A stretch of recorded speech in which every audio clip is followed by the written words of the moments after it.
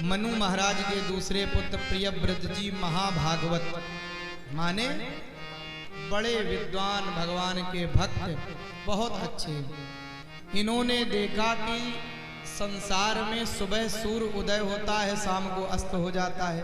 सूर्य की गति है, सुबह आएगा, शाम को अस्त होगा। रात में लोग सो जाते हैं। तो महाराज प्रियव्रत जी ने क्या किया, एक बड़े भारी तेजोमय रथ में बैठ करके दिव्य रथ से इस संसार की 7 परिक्रमाएं कर ली। रात ही नहीं होने दी। उस रथ में इतना प्रकाश था कि लोग समझते रहे कि दिन है। ब्रह्मा जी, मनु जी ने आकर के समझाया, भैया ये ठीक नहीं है। संसार के जो प्रकृति के नियम हैं, इसे हमें बदलना नहीं है, उन्हीं के अनुसार चलना है। दिन में लोग काम करेंगे, परिश्रम करेंगे, थक जाएंगे। रात में जब तक विश्राम नहीं करेंगे तो अगले दिन फिर कैसे सही हो पाएंगे, कैसे काम कर पाएंगे। इसलिए दिन भी होता है, रात भी होती है।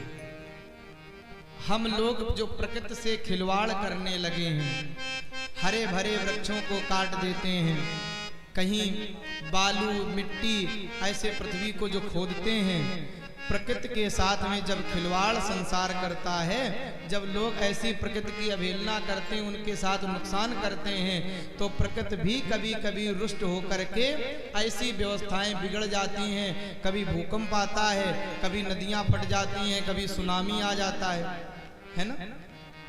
जो प्रकृति की व्यवस्था है, हमें उसी में व्यवस्थित रहना है, उन्हीं के अनुसार चलना है। अगर हम एक पेड़ लगा ना सकें तो एक पेड़ काटने का भी कोई अधिकार नहीं है। लेकिन महाराज प्रियव्रत जी ने जब 7 परिक्रमाएं करी तो इस सारे संसार के दुनिया में उनके रथ के पहिए से धरती के 7 खंड हो गए और एक एक खंड से एक एक सागर समन्वित हो गया। और उन 7 खंडों के महाराज जी ने फिर से 9-9 विभाग, 9-9 खंड कर दिए। हम सब जिसमें रहते हैं, जिस भारत देश में रहते हैं, इसे अजनाब खंड कहते हैं। 7 द्वीप बने, जम्बू द्वीप, लक्षद्वीप, क्रौंच द्वीप, सालमली द्वीप, ऐसे 7 द्वीप। और एक एक द्वीप में 9-9 खंड करके, उसमें जो जम्बू द्वीप में हम लोगों का, जिसमें भारत में रहते हैं, वो अजनाब खंड, उसे पहले कहते थे अजनाब खंड। भारत नाम पड़ा कब? भरत जी के नाम से। भगवान राम जी के भाई भरत जी, अभी जिनकी कथा आने वाली है वो भरत जी, और एक दुष्यंत शकुंतला के जो पुत्र हुए भरत जी।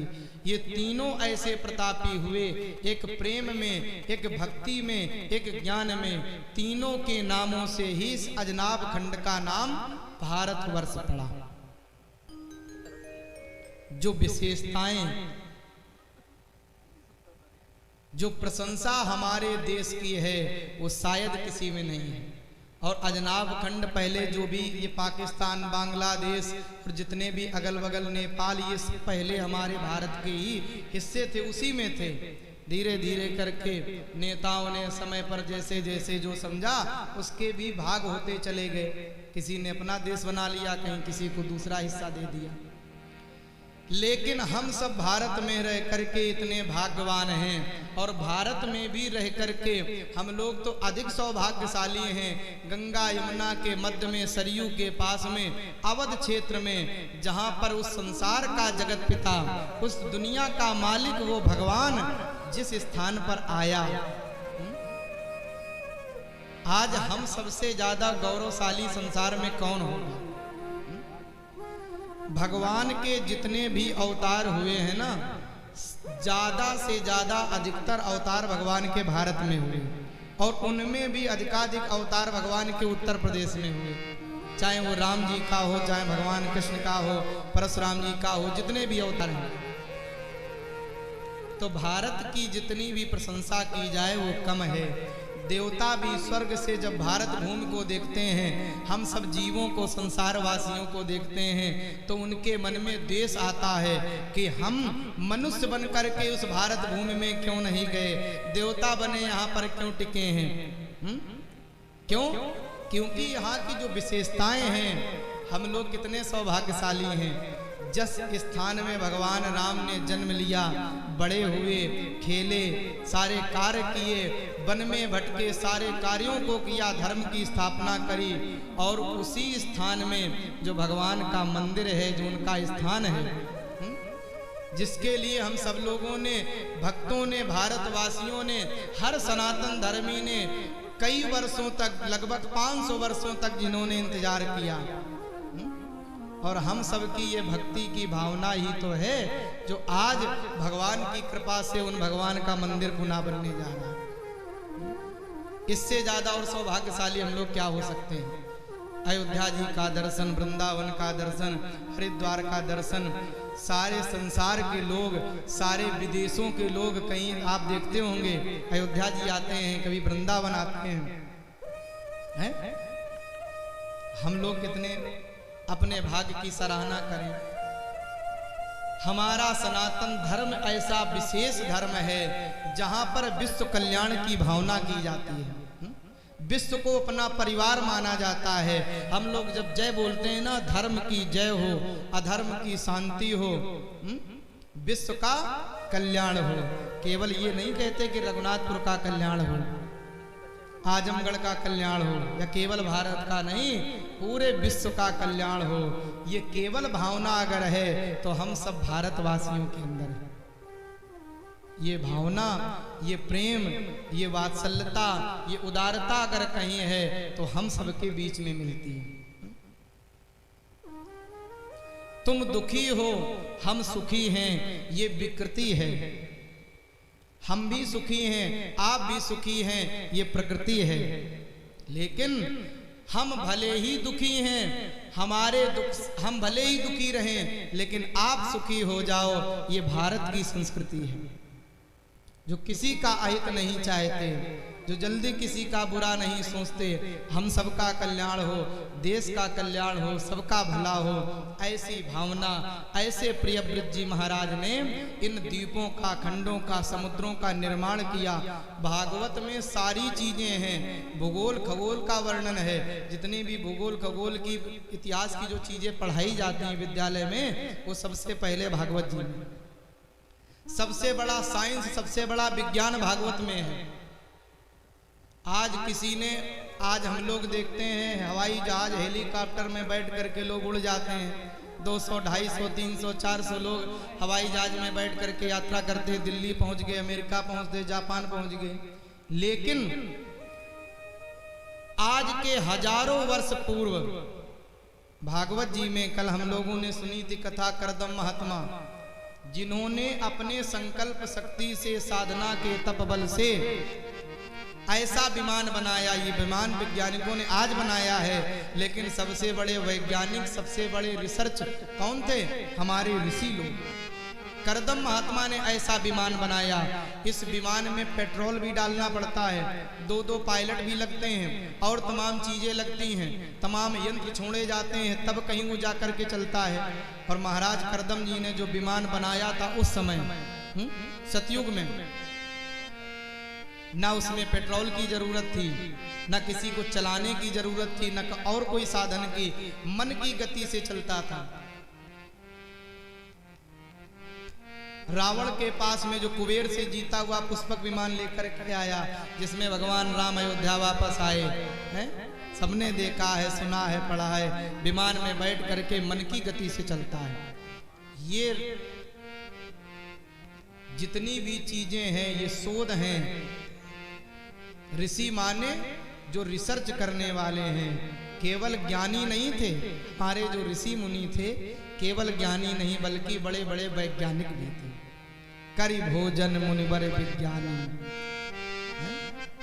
वैज्ञानिक कहा गया। विश्वामित्र जी ने शोध करके ऐसे ऐसे बाण भगवान राम को दिए, जो बाण अमोघ होते थे, जिसका नाम लेकर के, जिस उद्देश्य लक्ष्य को लेकर के छोड़ा जाता था, वो पूरा करके फिर से वापस आ जाता था। अब जो बंदूक, राइफल, गोली बनाई गई, उसको चलाने में चलाई गई, निशाना पक्का हुआ तो ठीक, मिस हो गई तो कोई बात नहीं, वापस तो आने वाली नहीं। एक गोली चली गई तो चली गई, लेकिन तब का वैज्ञानिक इतना तेज था, तब का हमारे देश का ऋषियों का विज्ञान तेज था, वो बाण कभी समाप्त ही नहीं होते थे। बिजली हम लोग आज देखते हैं, ऋग्वेद में लिखा है, प्रणाम किया मैं उस अग्नि को प्रणाम करता हूं जो जल में रहती है। उस समय ऋग्वेद में लिखा हुआ था। वैज्ञानिकों ने सोचा कि ऐसी कौन सी अग्नि है जो जल में रहती है, किसी ने कल्पना नहीं की थी। रिसर्च किया, शोध किया, प्रयास किया, बिजली को उत्पन्न किया। हमारे वेद शास्त्र ग्रंथ जो भारत में भरे पड़े हैं, जिनमें सारी चीजें हैं, उसे हम लोग ले नहीं पा रहे, जान नहीं पा रहे। अपने धर्म, अपनी संस्कृति, अपने वेदों से हम लोग दूर होते जा रहे हैं और अपने यहाँ के वेद धर्म शास्त्र ले जाकर के विदेशी लोग इन्हीं में रिसर्च करते हैं, इसी में ढूंढते हैं और उसी से नई नई चीजें शोध करके जब प्रकट करते हैं तो हम लोग बड़ा आश्चर्य मानते, भाई बड़ी बात हो गई। अब 4G आ गया, 5G आने वाला है, अब ये हो रहा है, अब ऐसी ऐसी चीजें, अब इतना डाटा बढ़ गया। ये सब रिसर्च हमारे वेदों में है, जानने की आवश्यकता है। लेकिन एक कमी हम लोगों में है कि हम अपनी संस्कृति, अपनी संस्कार, अपनी भारत की जो सभ्यता है, जो हमारी मूल परंपरा है, उन्हें भूलते जा रहे हैं। चंदन लगाने में नए बच्चों को शर्म आती है, चोटी रखाने में शर्म आती है, और यहाँ रखा लेते हैं दाढ़ी इतनी सी, पता नहीं कौन कौन सी नई नई चीजें चली हैं, कहीं यहाँ बाल छुट्टे, कहीं ऐसे कुछ करा लिया, वो अच्छा लगता है। लेकिन हमारी जो संस्कार हैं, जो हमारी पहचान है हिंदू धर्म की, उसे हम भूल गए। और जब तक हम अपने धर्म से, अपने ग्रंथ से, अपने शास्त्र से, अपनी संस्कृति से जुड़ेंगे नहीं, मानेंगे नहीं, जानेंगे नहीं, तब तक जो उसका प्रभाव है और जीवन की जो सार्थकता है वो हमें मिलने वाली नहीं है। हम लोग इससे दूर होते रहे, तो विदेशी लोग इनको लेते रहे। आप देखो कभी अयोध्या जी में, चाहे वृंदावन में, जितने भी विदेश के गोरे गोरे लोग आते हैं, सब बढ़िया धोती कुर्ता पहने, लंबी लंबी छोटी रखाएं, बढ़िया सुंदर सा तिलक लगाएं, और केवल अकेले नहीं, उनकी पत्नी, उनके बच्चे सब ऐसी वेशभूषा में, अपनी भारतीय वेशभूषा पहन के हरे कृष्णा कृष्णा कृष्णा हरे हरे, हरे राम सब गाते हैं। भगवान की भक्ति में, मस्ती में, अपने धर्म में भावुक होकर के अपने जीवन का सुंदर लाभ लेते हैं। तो हम लोग अपने ऊपर गर्व करें कि भारत देश में रह करके, भारत जैसी सभ्यता, संस्कृति, सनातन धर्म को प्राप्त करके, जो धर्म सबसे मूल आधार है, जिस सनातन धर्म से ही सारे धर्मों का प्रादुर्भाव हुआ है ना, ऐसे देश में रह करके हम लोग अपने आप पर गर्व महसूस करें, अपने देश पर गौरवान्वित महसूस करें। बोलिए भारत माता की।